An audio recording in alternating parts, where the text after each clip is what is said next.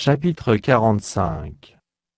Ainsi parle l'Éternel à son oint, à Cyrus, qu'il tient par la main, pour terrasser les nations devant lui, et pour relâcher la ceinture des rois, pour lui ouvrir les portes, afin qu'elles ne soient plus fermées. Je marcherai devant toi, j'aplanirai les chemins montueux, je romprai les portes d'airain, et je briserai les verrous de fer.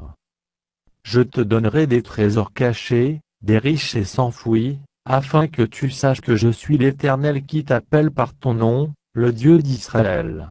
Pour l'amour de mon serviteur Jacob, et d'Israël, mon élu, je t'ai appelé par ton nom, je t'ai parlé avec bienveillance, avant que tu me connusses. Je suis l'Éternel, et il n'y en a point d'autre, hors moi il n'y a point de Dieu, je t'ai saint, avant que tu me connusses. C'est afin que l'on sache, du soleil levant au soleil couchant, que hors moi il n'y a point de Dieu, je suis l'Éternel, et il n'y en a point d'autre. Je forme la lumière, et je crée les ténèbres, je donne la prospérité, et je crée l'adversité, moi, l'Éternel, je fais toutes ces choses. Que les cieux répandent en haut et que les nuées laissent couler la justice. Que la terre s'ouvre, que le salut y fructifie, et qu'il en sorte à la fois la délivrance. Moi, l'Éternel, je crée ces choses. Malheur à qui conteste avec son Créateur. Vase parmi des vases de terre. L'argile dit-elle à celui qui la façonne, que fais-tu? Et ton œuvre il n'a point de main? Malheur à qui dit à son père, pourquoi m'as-tu engendré? Et à sa mère, pourquoi m'as-tu enfanté?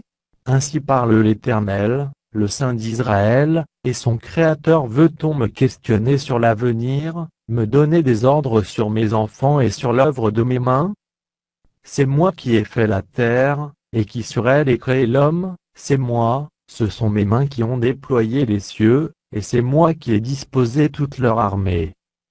C'est moi qui ai suscité Cyrus dans ma justice, et j'aplanirai toutes ses voies, il rebâtira ma ville, et libérera mes captifs, sans rançon ni présent, dit l'Éternel des armées.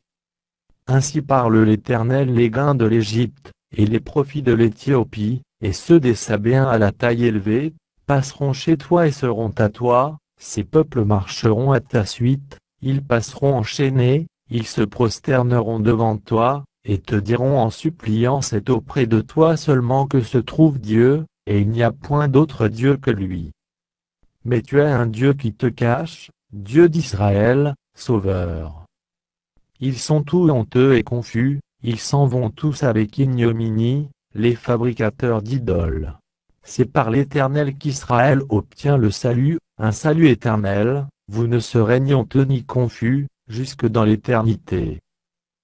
Car ainsi parle l'Éternel, le Créateur des cieux, le seul Dieu, qui a formé la terre, qui l'a faite et qui l'a affermie, qui l'a créée pour qu'elle ne fût pas déserte, qui l'a formée pour qu'elle fût habitée. Je suis l'Éternel, et il n'y en a point d'autre.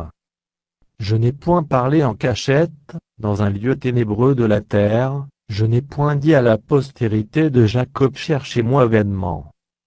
Moi, l'Éternel, je dis ce qui est vrai, je proclame ce qui est droit. Assemblez-vous et venez, approchez ensemble, réchappez des nations. Ils n'ont point d'intelligence, ceux qui portent leur idole de bois, et qui invoquent un Dieu incapable de sauver. Déclarez-le, et faites-les venir. Qu'ils prennent conseil les uns des autres. Qui a prédit ces choses dès le commencement, et depuis longtemps les a annoncées? N'est-ce pas moi, l'Éternel? Il n'y a point d'autre Dieu que moi, je suis le seul Dieu juste et qui sauve. Tournez-vous vers moi, et vous serez sauvés, vous tous qui êtes aux extrémités de la terre. Car je suis Dieu, et il n'y en a point d'autre. Je le jure par moi-même, la vérité sort de ma bouche, et ma parole ne sera point révoquée. Tout genou fléchira devant moi, toute langue jurera par moi.